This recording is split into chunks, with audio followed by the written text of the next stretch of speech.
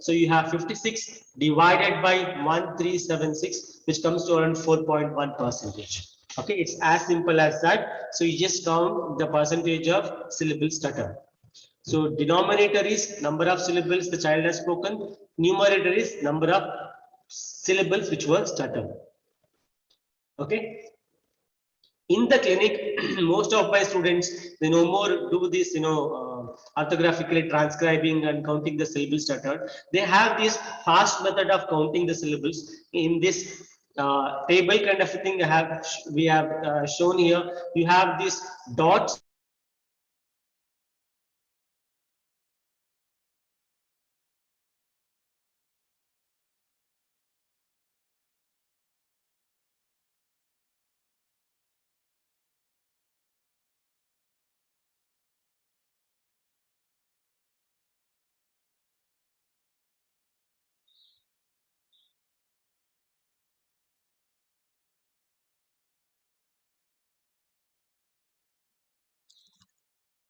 Hello, Shweta ma'am.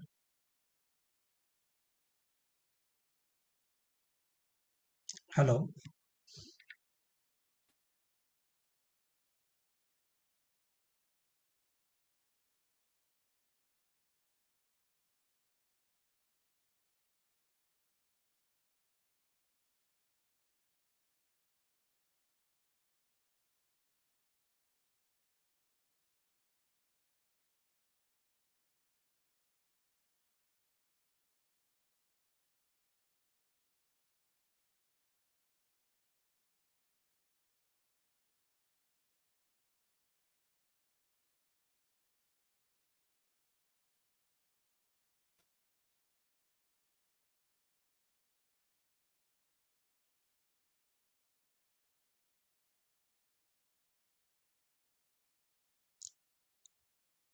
Dr. Santosh, are you there?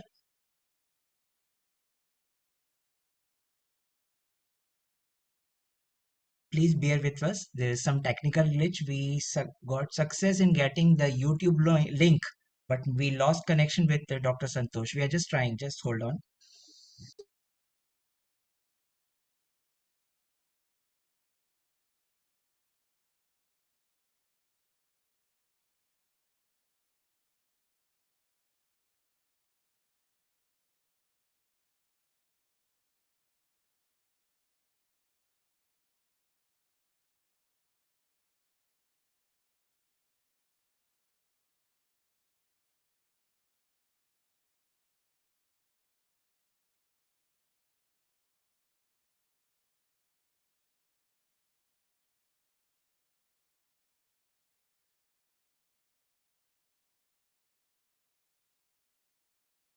Just we are trying to get connected with Dr. Santosh. Just hold on.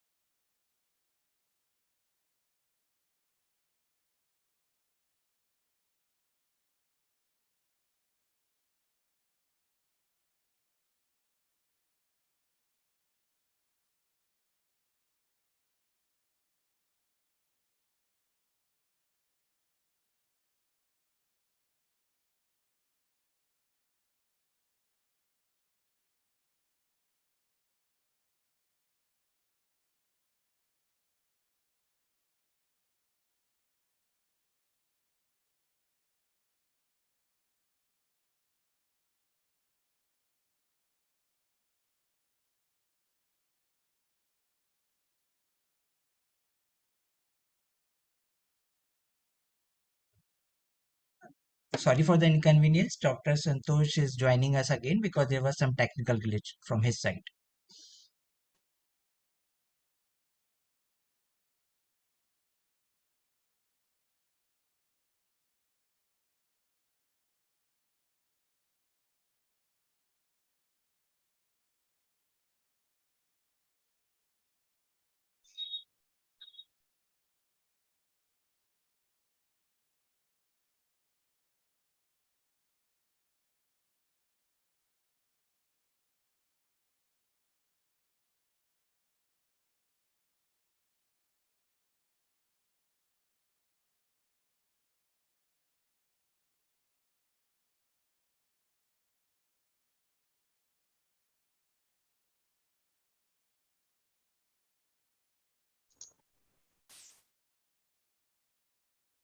Hello, sir. Yes, Yes, sir. sir. Yes, sir. Yes, sir. Yes, Can sir. hear you, sir. We You can hear can. you, sir. Am I audible to you? Yes, sir. Yes, sir.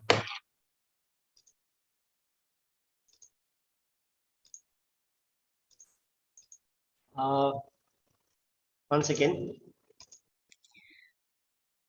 Meantime, I have this announcement to make. Now we have got the YouTube link, which we have already shared in the chat box. We are circulating in the all groups also. I think all other members will be able to join now. Sorry for the inconvenience again. Sir, can you tell me where it got stopped? My PPTs?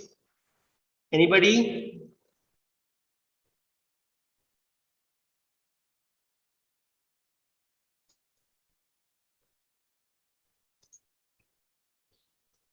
Hello? Hello. Yes, sir. So where did it stop? Because The one which we are seeing right now, sir. This is the one. This was the last slide we saw, sir. this one, sir. Yeah. Yes, sir. Yes, sir. Sir, I'll put it into full screen mode. Is it audible now? Yeah, it's audible and just put it on the full screen mode. Yeah. Thank Yeah, you, sir. just put it in full. Yeah. Thank you, sir. Thank you. Okay. Okay. Yeah. So I was talking about what all displays to count when it comes to identifying stuttering episodes. So Sir, your not slides are all. not. Sir, Sir, your yours. slides are not seen, sir. Okay, okay. I'll reshare again, sir. Give me a minute.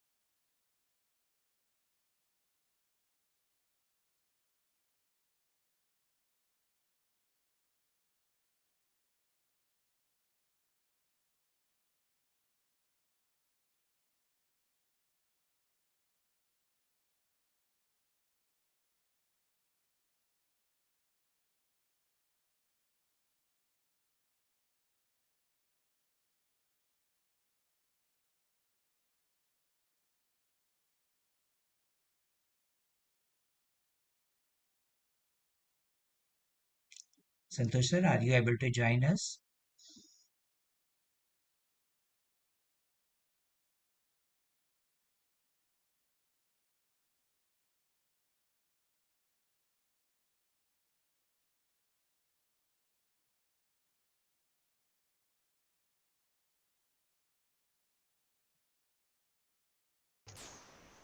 So am I audible now? Yes, sir. Okay.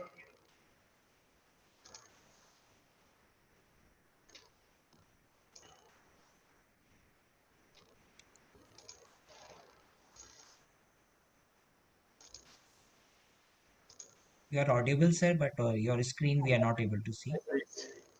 Some issue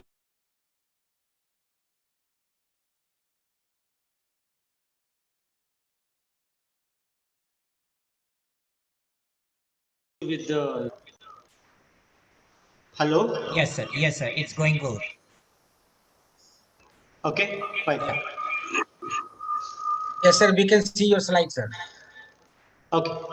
So what all differences to count when we count the, one second, I'll just mute one of, there is echoing happening. Yes, Yes, sir. sir.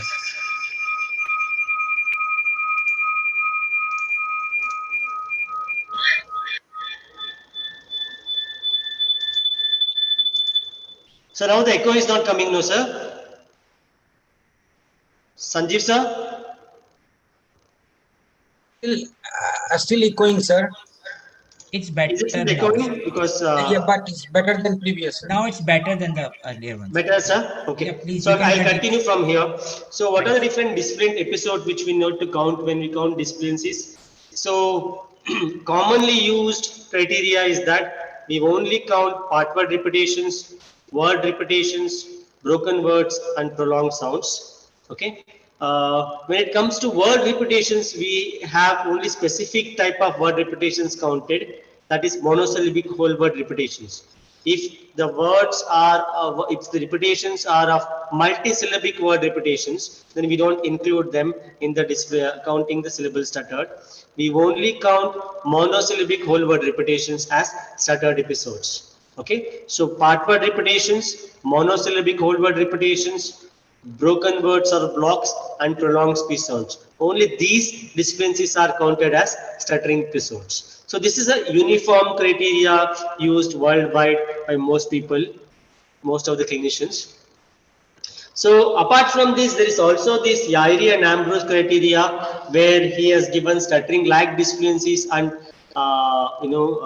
other disfluencies. The stuttering like disfluencies are your sound repetitions, part word repetitions, single syllable word repetitions, and dysrhythmic phonations. Under dysrhythmic phonations, you have the prolongations and broken words included.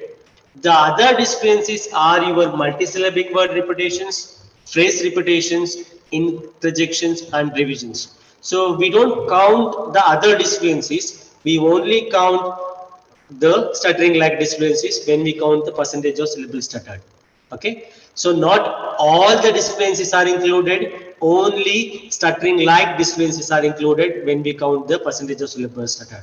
I'm stressing this point because you need to be very careful when you are counting the disfluencies. Okay. One another measure which can be used in the clinic is frequency of particular type of disfluency.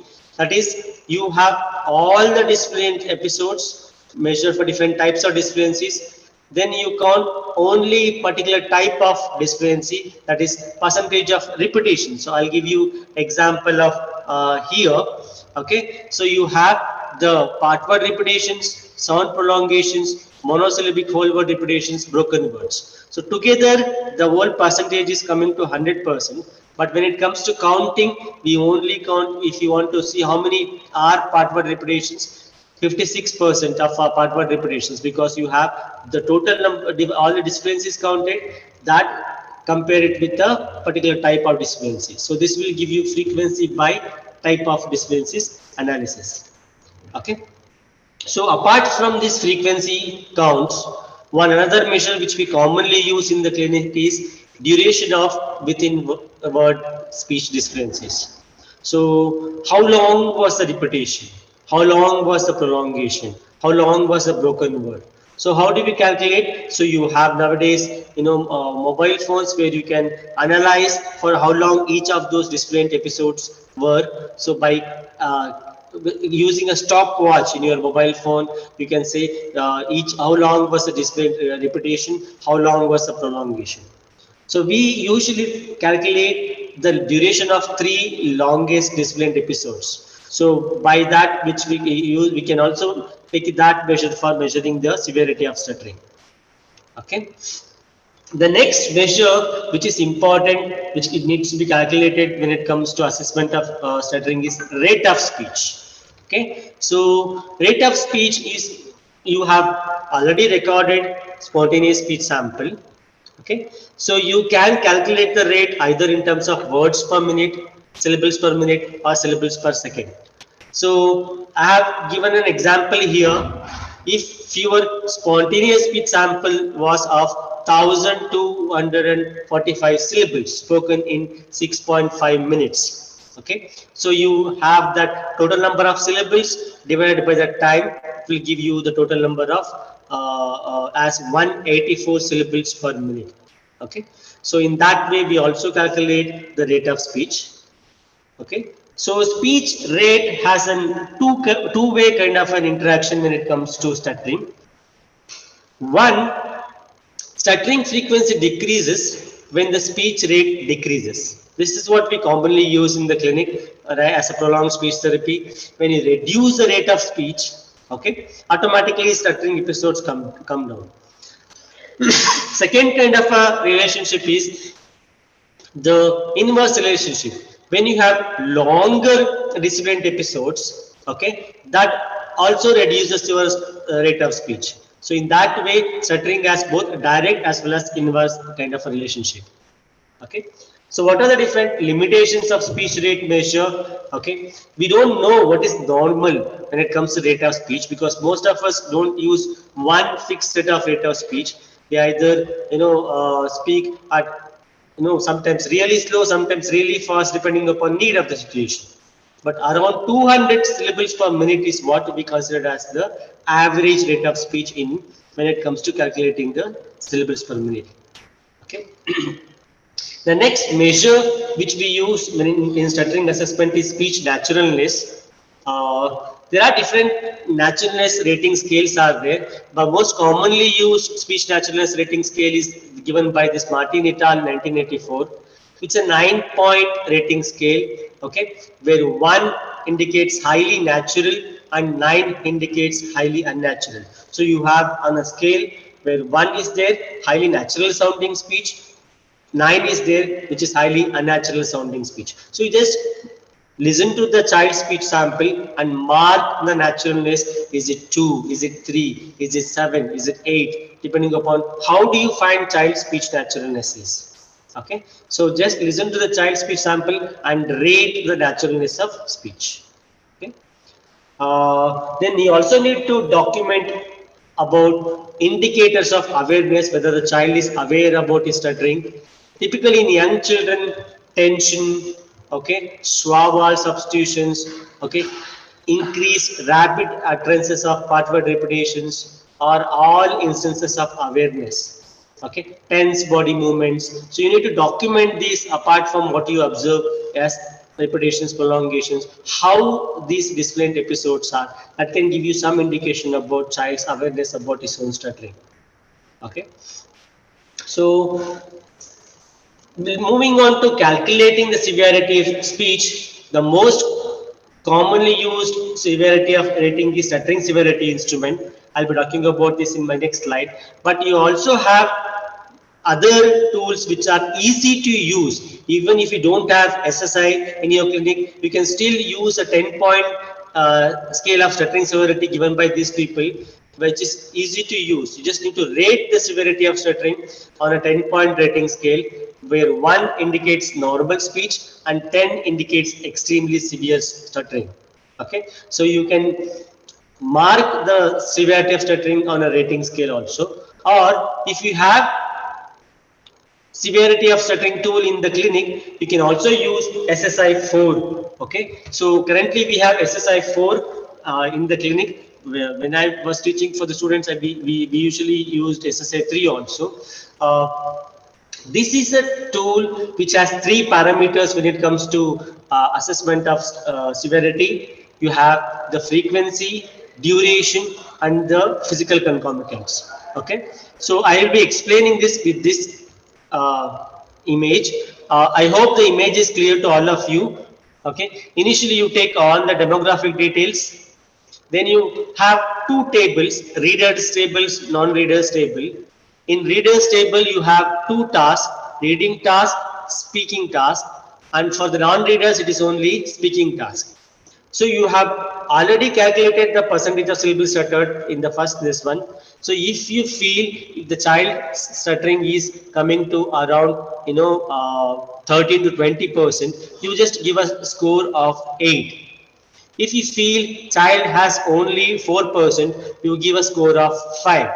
Okay, so you have this speaking task, reading task, depending upon what is the percentage of syllable stuttered, you assign this score. Okay, so you, if it is school going child, you average reading plus speech, and then if it is only preschool child, you take only the non-speech task and put the score here. You need to measure the duration of 3 longest disciplined episodes. Mark the duration. If it is 1 full second, then you will give a score of 6. If it is 5 seconds, give a score of 12. If it is each of those disciplined episodes for 1 minute, you give a score of 18. So put the duration score here. You also document the physical concomitants, okay, which are associated with the core behaviors of stuttering. These physical concomitants are in terms of distracting sounds like a noisy breathing, clicking sounds, jaw jerking facial behaviors, tongue protruding, jaw muscle tension, back or forward head movements. So you say, how are these physical behaviors in terms of a 0 to 5-point rating scale? Where 0 indicates they are not at all there, 1 indicates not noticeable unless you look for it, 3 indicates they are quite distracting, 4 indicates very distracting, 5 indicates severe, very painful to looking. For example, head nods. It could be forward head nods or a backward head nods. You say they are very distracting or painful to look at it. So you give a score of 5 here. So you total that score for the physical concomitants. So now you have the frequency score, duration score, and the physical concomitant score. You give the total score, then you can take the percentile and you can calculate the severity of stuttering. Okay. So, Sanjeev sir, is this table visible? Yes, sir. Yes, Yeah. sir, it's visible. So, yeah. So you have separate severity score for preschool children, separate for school going children. So we use a separate data normative for preschool children, separate normative for school going children. So if you feel the total score, which is the average of, which is a combination of frequency, duration, physical concomitants, comes to around 24 to 26. Okay, then percentile is around 61 to 77. You give a moderate stuttering. If the total score is 29 to 31, severe stuttering. If the total score is 0 to 8, very mild stuttering. So using the SSI, we can calculate the severity of stuttering, whether it is a very mild stuttering or very severe stuttering. So you can use these tables. This is a normative which is developed for Western population. So we can take the severity data from them and we can calculate the severity of stuttering. Okay. Same way, we also have severity scores given for adults. So you can use the same tool to measure severity of stuttering in adults. Okay. Apart from these basic measures as percentage of syllable stuttered, rate of speech, stuttering severity, I also said that people who stutter, they have changes in the attitudes, changes in their belief systems, changes towards their attitude towards speaking, towards their stuttering, and all those things. We need to document them because they are also part and parcel of the disorder. So how do we document that? So previously we did not have any tools developed for this, but Jean Bruton and Martin Van Rickem, they come up with this test called communication attitude test. In short, it's called as CAT, which can be used to document negative attitudes in children and adults who stutter. Okay. So this CAT tool, it is there for preschool children. It is called as kitty cat. It is there for school going children. It's called CAT. It's there for adults who stutter. We call it as big cat. So you have kitty cat, cat, and big cat, which can be used in the clinic. Okay. So I will just give you 1 or 2 examples of CAT. So it contains 32 statements. Using those statements, the child has to say whether he agrees or does not agree, and based on that you allot a score and you can estimate the negative attitude in that child. Okay, for example, I don't talk right. So child has to say, is it a true or a false? I don't mind asking the teacher a question in the class, true or false. Sometimes words will get stuck in my mouth when I talk, true or false. So depending upon the child's response, we will be allotting a score, and based on that, we will be estimating the negative attitude in the children. Okay. So we have adapted this tool to Kannada language. We have now the normatives developed for communication attitude test in Kannada speaking to school going children, which is we currently we use it for all the children who come for therapy in our clinic. Okay. So one another aspect in children is increased anxiety. Okay, to document this again, Jean Bruton and Martin Van der Kamp, they have come up with this speech situation checklist, emotional reaction. This is there for school-going children and for adults. So SSER, whatever I'm showing you is school-going children one. Okay, so again there are set of statements. Children are asked to mark the appropriate answer to these statements on a 5-point rating scale, where 1 indicates not at all afraid, 2 indicates little afraid, 3 indicates more than little afraid, 4 indicates much afraid, and 5 indicates very much afraid. Okay, let's take an example. Okay, talk with a new kid in the school. Are you not at all afraid, little afraid, more than little afraid, much afraid, very much afraid? Okay. Talking during the dinner, when you are having dinner with everybody, with the family. How afraid are you? Talking when you are excited. How afraid are you? Talking with someone older than you. Okay. So you are estimating the emotional reaction of the child in terms of rating on across different statements, so that we know how much is the anxiety in the child towards speech, towards the stuttering. Okay. This again we have adopted into Indian language. Now currently we have established normatives for Kannada speaking children, which we use for all stuttering children in the clinic. Okay.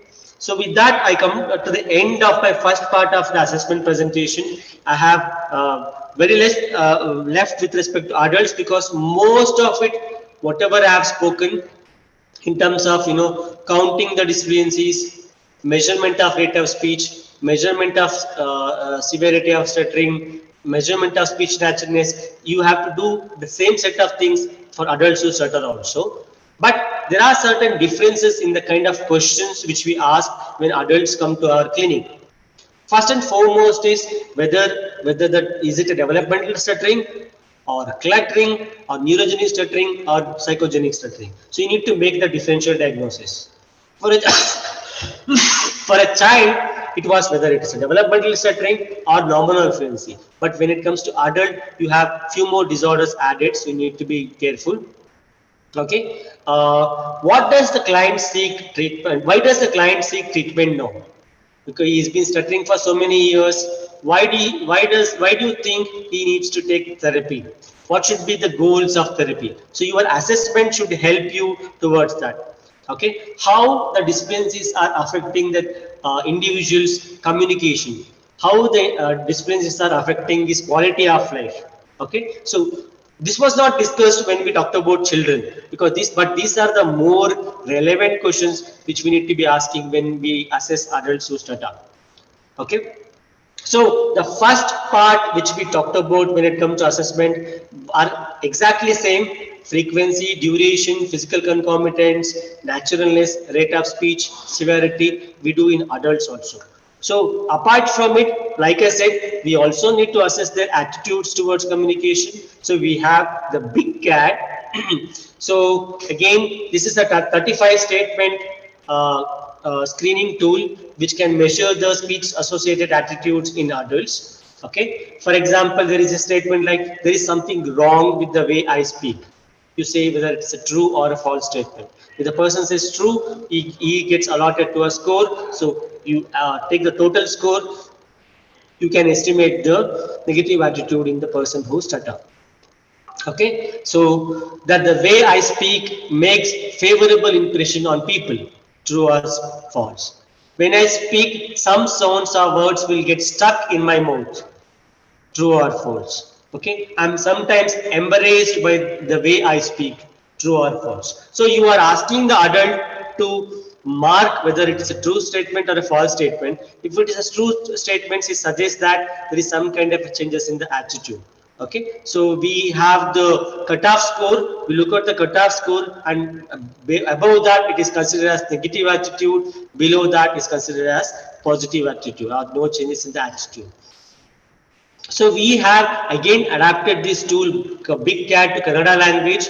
Okay, we have the normatives established, and currently we are using this tool in the clinic for all our adult clients. Okay, so we have the tool ready now.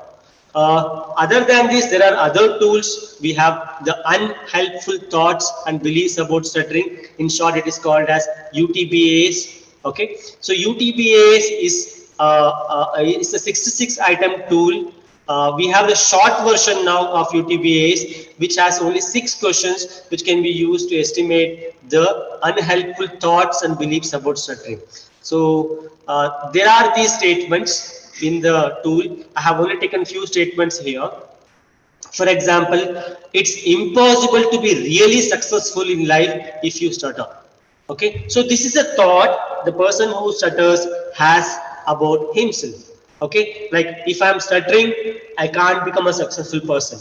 Now, for this thought, we are asking how frequently you get a thought like this. So he has to rate, is it 1, 2, 3, 4, 5. Now, how much I believe in these thoughts? I may be getting these thoughts. Do I believe in these thoughts? Again, the client is asked to rate on this 1, 2, 3, 4, 5, and how anxious these thoughts make me feel. Okay, so in terms of anxiety, because I have these statements, they make me very anxious person. Okay, so like this, there are 66 statements which can be used, the longer version of UTBAs, or you have the 6 statements which can be used in the clinic for a screening purpose in terms of UTBA scores. Okay, so based on the UTBAs data, you can also recommend your clients for anxiety assessment, and that can be targeted during therapy.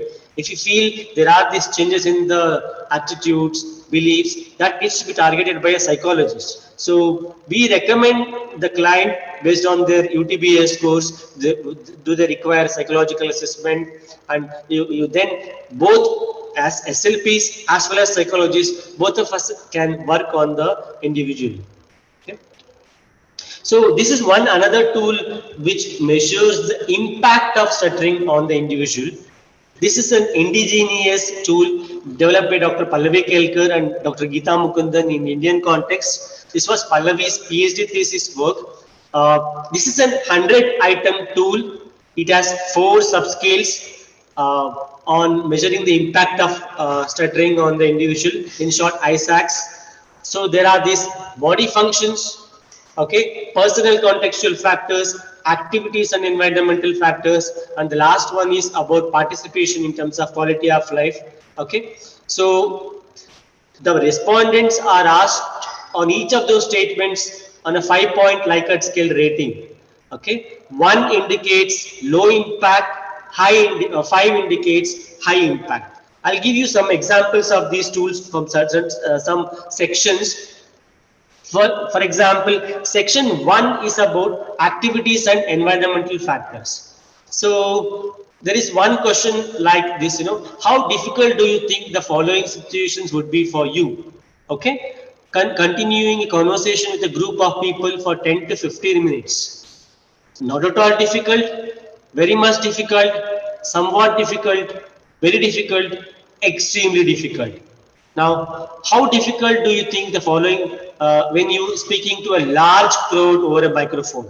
Not at all difficult, extremely difficult. So you are assessing the impact of stuttering on these several questions like this. So there are 100 questions on different sections. Okay, so this is about quality of life. How much, according to you, in your speech negatively affecting the following: relationship with the friends, Not at all affecting, a little affecting, somewhat affecting, a lot it is affecting, extremely affected by the stuttering in terms of relationship with the friends, relationship with the neighbors. Okay, so there are these sections on which you obtain the scores, and then in the total you can calculate the overall impact of stuttering. Okay.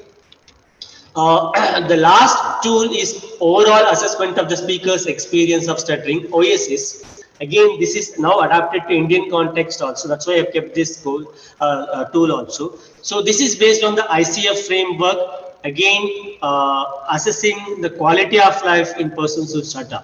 Again, this can be used clinically, and you can measure the quality of life of persons who stutter. Okay, it has again different sections and different aspects. Okay, so you calculate the impact score and you can estimate whether it's a mild, moderate impact, severe impact on the person. Okay, so overall, when it comes to assessment of stuttering, a detailed case history is necessary. You need to analyze discrepancies, frequency, duration, physical concomitants, estimate the severity of stuttering. You can use stuttering severity estimate, measure the negative associated attitudes and anxiety. Okay, so do this before therapy, immediately post therapy, and during the follow-up sessions also, so that you are knowing the effect of therapy on the individual by documenting all these things. Okay, so with this, I complete this presentation. Thank you all for your patient listening. Sorry for all that interruptions which happened during the presentation. Now we can take some questions. Sanjeev sir? Yes, sir. Okay. Thank, thank you, sir. Thank you, sir, for the nice presentation. And whatever technical glitch was there is from our side. No, no, it Now, happened from my side also, but I don't know why my this thing video is still not coming. now I would like to request Sanjeev, sir, to share his inputs.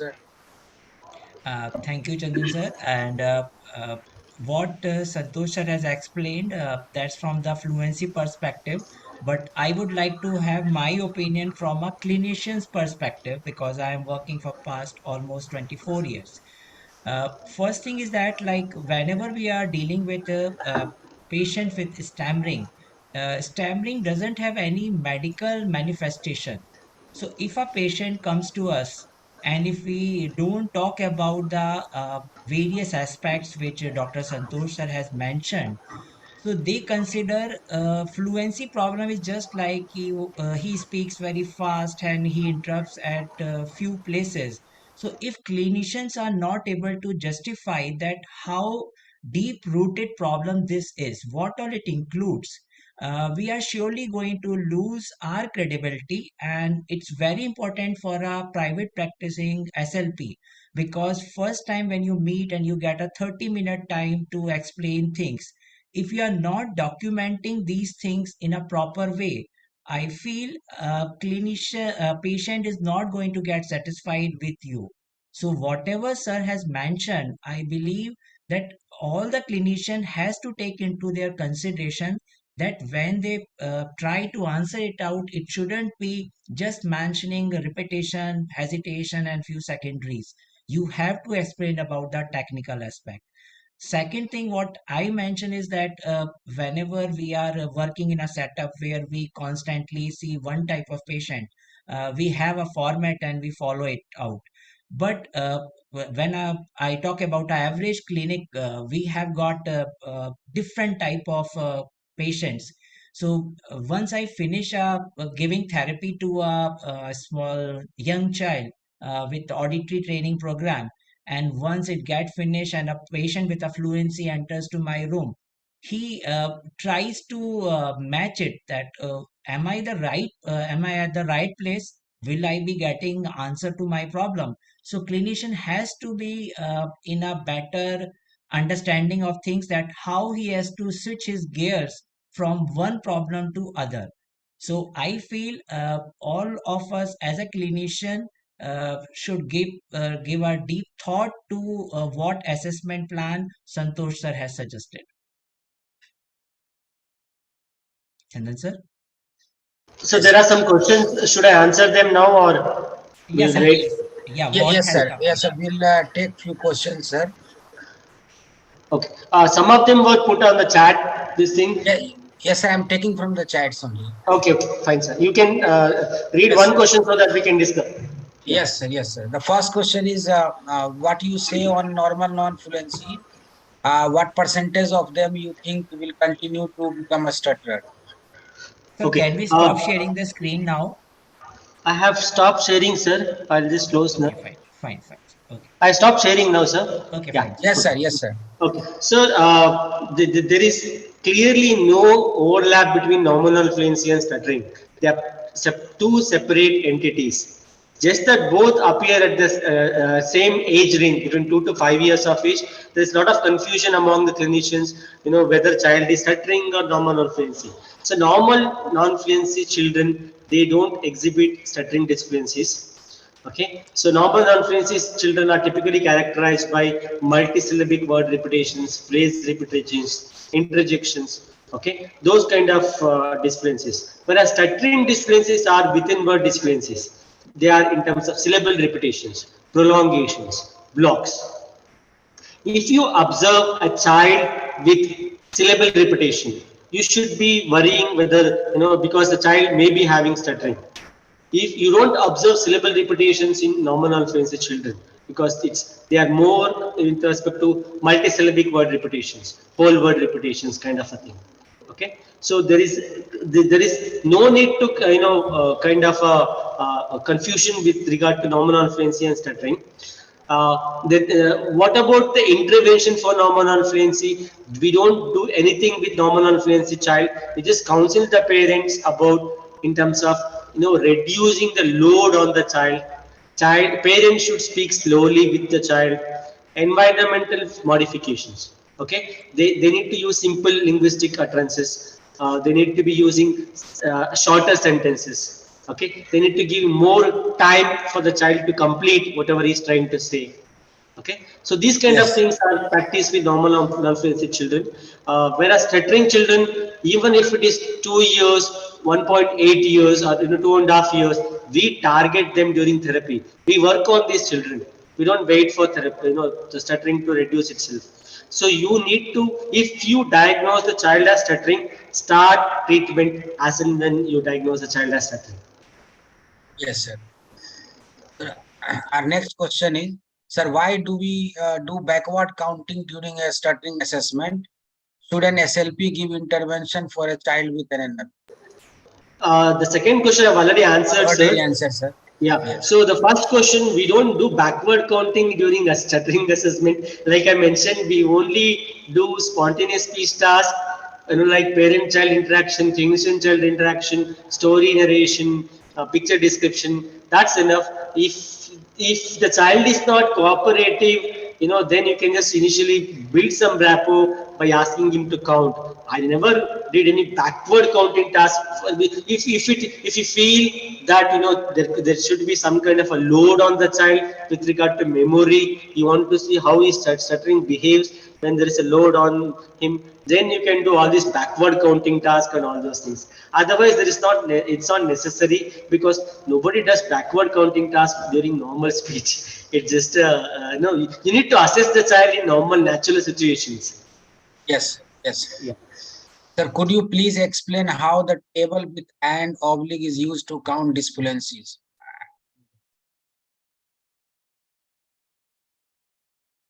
Explaining the counting the disfluencies, sir. Yes, sir. Yeah, okay. So imagine, sir, there are 100 syllables. Okay. So in that 100 syllables, 14 syllables are stuttered. Okay. So when I say stuttered, these stuttered syllables are only in terms of part word repetitions, prolongations, and blocks. Okay. So if these 14 syllables were stuttered, so you divide 14 syllables by 100, so you will get that into percentage, so it will comes to 14%. Okay, it's a very simple formula. Yes, sir. Sir, could you explain about our protocol draft? Because there is a question related to it. Will all these checklist and assessment be shared with us? Yes, it will be shared on the Isha website. If they are all the members of Isha website, then they can access this share final protocol. Once Isha EC approves the protocol, we'll be uploading it on the Isha website. Everybody can access to the Isha website. Yes, sir. Sir, I have another question. Like, if we come across a patient who has got misarticulation and stammering problem both together, so while taking a call for a treatment approach and counseling the parents, how are we going to move in this case? So target both. So target both. Divide your therapy session first 15 to 20 minutes articulation therapy, next half an hour fluency therapy. They, kind of complement one another. If phonology improves, fluency also improves. If fluency improves, phonological, because they are from the same base. The base is same. Why I'm saying this is because 40% of children who stutter, they also have phonological disorder. That means to say, like in almost half of children who stutter, who develop stuttering, they have phonological deficits. So we need to be targeting them. We should not be neglecting any one of them. Like you keep working on the fluency so that stuttering will keep growing, right? So we should be targeting both during therapy. Target both phonology as well as stuttering. I have question related to how to select, how you selecting which approach should be applied for stuttering. Sir, next talk is on preschool children. Dr. Divya Seth will be presenting on preschool children. How do we select therapy? So if the person can wait till next week, they'll get complete answer for what to do with preschool children, which approach to select, what to do with school going children, which approach to select, and what to do with adolescent and adults. So we have planned that webinars in that way so that all the questions regarding therapy are answered. Thank you. Thank you, sir. Sir, Yeah, I will I not have answer now. I'll leave this question for Divya and Rakesh and Dr. Pallavi to answer. Yeah, we will Yes, during sir. panel discussion again we can take up this question. Yes, sir. Yeah. Sure, sir. Sure, sir. If there are any assessment questions regarding nature of stuttering, we can definitely discuss now. Yeah. Sir, can I No, sir. ask one thing, sir? Just a Yes, sir. last Please question. continue. Yeah. Sir, you had mentioned about few assessments with respect to the situation analysis and all. So, what do you think? What should be our approach? Like we have done the assessment part. We started with the therapy. Do we need to have a cutoff like this amount of improvement we have noticed, and then we should go for a hierarchy analysis, like in which situation do you find more problem and this assessment? Or in the very first session you feel that we should go for it? So assessment has to be done at least 2 sessions, 2 to 3 sessions for children who stutter. Don't we should not diagnose a child with one sitting. We should take at least 3 sittings to diagnose a stuttering, so that you can observe how much is the variability in the nature of stuttering, so that you have the complete picture about severity of stuttering. The stuttering of our own studies, we have noticed the nature of disorder, severity of dysfluencies may vary from 5% to 25%. Like we have done one study across 5 days. First day it was 5%, by fifth day it was 25%. Same clinician, same situation. So we need to record baseline at least 3 times. So with respect to cutoff, you are asking, sir, minimum 5% dysfluencies have to be observed to diagnose it as stuttering.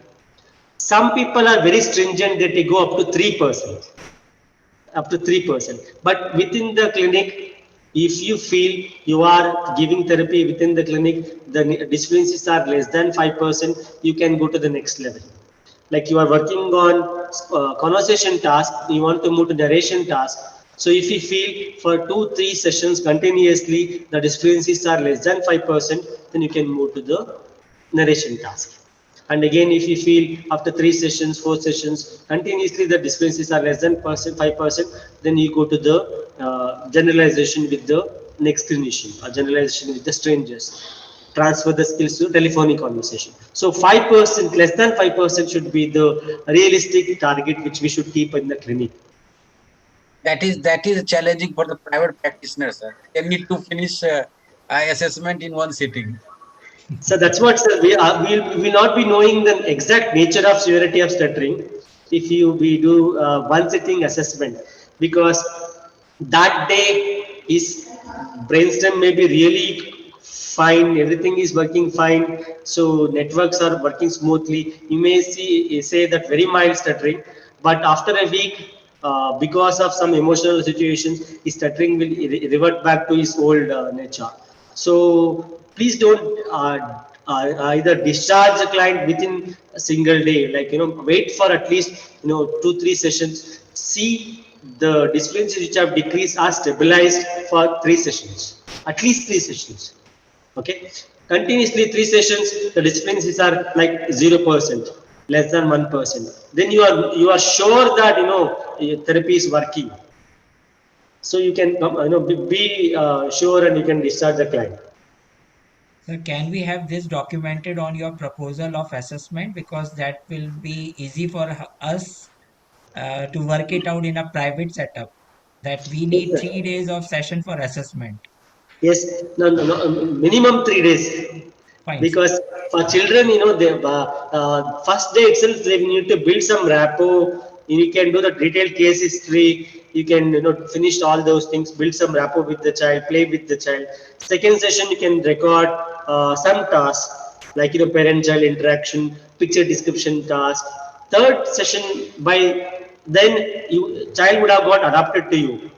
Mainly for children, I'm saying this. Okay. By third session, they'll be more open about, when it comes to interacting with you, conversing with you. So by third session, you can do clinician-child interaction, all those things, so that it will be easy for you to document the nature of stuttering. So So one thing which I for also this recommend for most, this for this what I do, sir. Just I would like to uh, add. yeah, I asked them that you have anything recorded in your mobile yes, past. yes, So I yes, correlate. I see that probably he's hesitant at present. But if I yeah. see the previous sample, then I can guess it. What is the severity of a stuttering? Yes, we can also tell the parents also to do this at home. They can record. So that's one of the advantages of smartphones nowadays is anybody can record from home and they can get the samples to us. That will reduce the burden on us. Yes, sir. So that way, in child speech gets recorded in the natural setting at home. You know how child's behaviors are at home. Very good thing for us. Sir, we have one last question related to assessment part, sir. Yeah. He's asking that there were columns with comma and oblique for counting disfluencies in a speech sample. How is that used? So, like I said, you are conversing with a person. This requires some kind of a practice. We can't be doing straight away with this. When the person is speaking, you can use dot for every fluent syllable and a slash for every disfluent syllable, stuttered syllable, so that you don't have to sit and orthographically transcribe the recorded speech sample. You can also do that if you have time. So even if you don't have time, you can simply use this dot and slash kind of a criteria. Even SSI recommends this. That's why I'm saying this. I mean, it's not just, we do it in our clinic. And Riley suggests this. Okay. So you can use it in the clinic, that use dot for every fluent syllable and use slash for every stuttered syllable. So you Yes, count sir. how many dots are there, how many slashes are there, divide the number of slashes by number of dots. Yes, sir. There are some softwares That will be like a also. total number of disfluency divided by total number of syllable or word. Syllables. Yes, sir, exactly. Yes. Yes. And there are some softwares also which can be downloaded from, if you have iPad and all, but that requires some kind of an training to use those keys. So I do traditional way in the clinic because I can go back and check on all those things. So we always recommend students to check whatever they have accounted, is it accurate and all those things. Yes. Yes. Thank you, sir. This was our last question. Now I request Mr. Chandan for vote of thanks. Thank you, sir. I I take this opportunity to thank many on today's session. No doubt, first of all, I thank Dr. Santosh sir for being the lead resource person for this Fluency Friday series. And we all are really fortunate today to get such a depth insight of stuttering and its assessment procedure. Sir, your expertise and command on subject got reflected in your remarkable presentation. Isha SIG speech extends heartfelt thanks for your support in drafting a stuttering assessment protocol. This definitely going to be helpful to all of us for clinical correlation.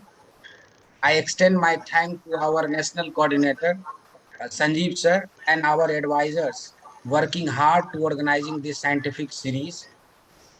I sincerely acknowledge to all the delegates for taking out time this afternoon to attend this webinar. A very special thanks to Isha office for supporting us for organizing this webinar. Thank you. Thank you so much once again, sir. And here is a reminder to register and attend our upcoming session on 9th September, as already sir mentioned. And topic of session is management of stuttering in preschool children. And a speaker is Dr. Divya Seth. And for the session, moderators are Miss Sunali V. Dhawan and Miss Yashna R. Haryani. See you all again. Thank you. Thank you, sir. Thank you, everyone. Thank you, sir.